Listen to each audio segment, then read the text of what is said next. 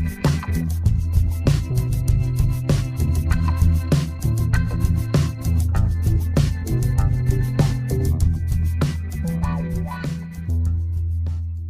a stranger hands this woman a creepy note, she knows faking a seizure is her only chance.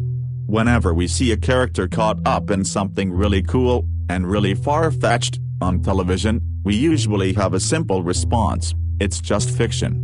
That doesn't happen in real life. But don't be so hasty to judge. All those outlandish tales might just come in handy, as they did recently for Julie Dragland, a late-night crime drama junkie in Oakland, California. She was riding the Bay Area's public transit system when a TV trick she once thought to be pure fiction might have saved her life. The whole saga started when a passenger handed her a sinister note. You know the old adage often declared loudly by your parents, bookworms, and lovers of the outdoors: television will rot your brain. More than that, it's certain to turn you into the ever-relevant couch potato. But in Julie Dragland's case, it might have saved her life. Julie lived in Oakland, California, across the bay from San Francisco. She worked as a PR specialist for Sega Networks, and she indulged in the occasional crime drama when it came time to kick her feet up and relax. Of course, you might expect that crime shows on TV aren't any good for more than killing a few post-work hours. They're mostly fiction, after all. Julie might have agreed, that is, right up until September 2017, when she faced the terrifying scenario she'd already seen before on TV. It was about 5 p.m. and Julie was on a Bay Area rapid transport BART train. Since it was Saturday, the train was free of the usual horde of rush hour riders. The 32-year-old rode to Dublin, an East Bay city, with just 15 other passengers, one of whom had sinister intentions. As the train passed through San Francisco, a woman with strawberry blonde hair sat down behind Julie.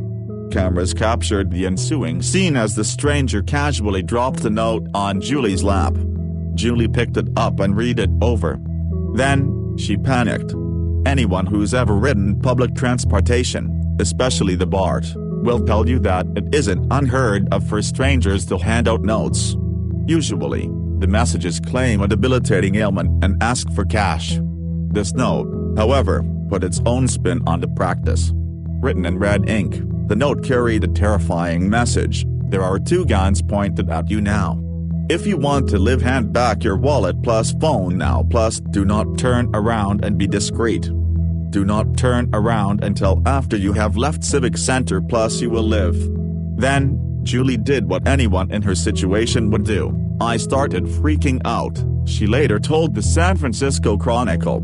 She didn't want to give up her stuff, of course, but what could she do? Heart racing, she surveyed her surroundings.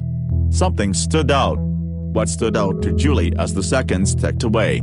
Nothing, and that was something. She saw no evidence of guns, no one watching her every move from across the train. Was there truth to this note? Would she truly be killed if she did anything but comply? Is somebody really going to shoot someone for a phone and a wallet? She relayed later to the Chronicle. I started to question it a little bit, but I was still really scared. Nonetheless, she needed to do something. The robber was waiting. Taking stock of her surroundings to make sure, once more, that no one had a gun leveled at her, she mouthed, "Help me," to the man sitting across from her. He didn't notice, apparently, because he left the train at the next stop. With Hope exiting the train somewhere around 16th Street, Julie had few practical and discreet options left: hand over her wallet and phone, or take the chance that there weren't guns pointed at her. Then, a crazy idea struck her, and she'd gotten it from TV. Julie determined that she had to fake a seizure. It was a risky strategy, but it was crazy enough to work. If I fake a seizure or fake like I'm passing out, I'm not even not complying, she told CBS San Francisco. Hoping someone would come over to her and, at the very least, make it a tough shot for the alleged gunman, Julie put on a performance. I slumped sideways and started shaking and crying. I closed my eyes and increased the vigor so people would pay attention. Would her stunt land her in hotter water? As Julie convulsed in the train seat, A nearby couple noticed. Like good Samaritans, they rushed to check on her, and that's when Julie handed over the note. Once the couple read through the bold, red ink threat, they understood exactly what was happening. Apparently, drawing attention to herself did the trick. As Julie reported, the strawberry blonde woman she assumed, and who cameras later confirmed, to be the note passer exited the train as it stopped at the Civic Center station. Julie was safe, or was she? As it turned out, there weren't two gunmen sitting on the train waiting to shoot Julie. The note was a lie. It was a scam designed to get some money out of someone panicking for his or her life. Later, authorities searched the Civic Center station for evidence of the stranger. Authorities found no evidence of the woman at the station, but they did see her on the BART's cameras. Still, Julie didn't care if they caught her or not. She wasn't going to press charges, and she hoped to leave the incident in the past. She remained level-headed afterwards. In fact, Julie relayed the whole experience very matter-of-factually on Twitter. "Someone just tried to rob me at gunpoint on BART. They sat behind me and dropped this note into my lap."